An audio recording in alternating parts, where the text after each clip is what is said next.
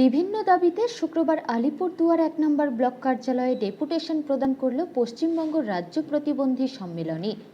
আবাস যোজনায় প্রতিবন্ধীদের ৫% সংরক্ষণ, বিভিন্ন এলাকায় প্রতিবন্ধী শংসাপত্র প্রদান শিবির, ১০০ দিনের কাজ প্রদানের দাবিতে এদিন ডেপুটেশন প্রদান করা হয়।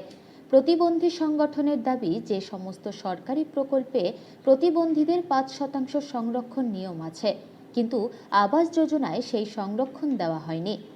আমাদের যে আজকে মূলত যে দাবিটা ছিল সেটা হচ্ছে, আপনি জানেন যে পশ্চিমবঙ্গে যে অবস্থাটা তৈরি হচ্ছে, সেই অবস্থাটার মধ্য দিয়ে আমাদের প্রতিবন্ধী যে ইন্দিরা আবাস যোজনা বা প্রধানমন্ত্রীর যে যোজনা, সেই যোজনা হচ্ছে আমাদের প্রতিবন্ধীদের কোনো একটা ব্যক্তিরও নাম নেই।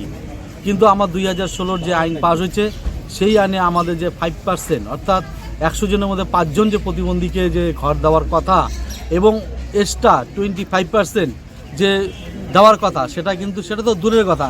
কিন্তু আমরা দেখলাম, সারা ব্লকে খবর নিয়ে দেখলাম, কোনো প্রতিবন্ধীর নামে হচ্ছে ইন্দিরা আবাস প্রকল্পে তার নাম নেই। আমাদের দাবিটা, আমরা পুজোর আগে সেপ্টেম্বর মাসে আমরা এই ব্লক থেকে প্রায় 550 মানুষ আমরা ব্যক্তিগতভাবে ঘরের জন্য হচ্ছে আবেদন করেছি এবং জব কার্ডের জন্য আবেদন করেছি। কিন্তু আমার এখানকার যিনি বিডিও সাহেব আছেন, তিনি আমাদের বিষয়টা হচ্ছে কোনো রকম তদারকি করেন নাই, আমাদের ফর্মগুলো কোনো রকম দেখেননি। তার জন্য আজকে যখন আমরা দেখলাম যে শেষ সার্ভে লিস্টে দেখলাম যে আমাদের প্রতিবন্ধীদের মানুষের কোনো নাম নেই, আমরা বাধ্য হয়ে আমরা আজকে হচ্ছে বিডিও অফিস ঘেরাও যে অভিযান, সেটা হচ্ছে আমরা সিদ্ধান্ত নিলাম এবং আজকে আমরা সেই কর্মসূচিটা হচ্ছে পালন করলাম।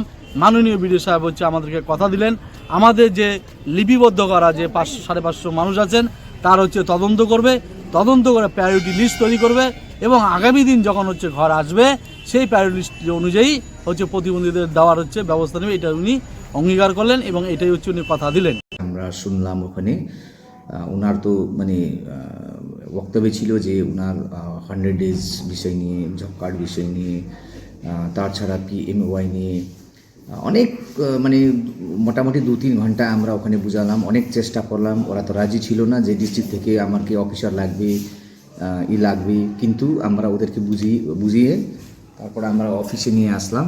আর অফিসে ওরা আমাকে ডেপুটেশন দিয়েছে, যে ডেপুটেশনে স্পষ্ট লেখা আছে ওদের দাবি কী আছে।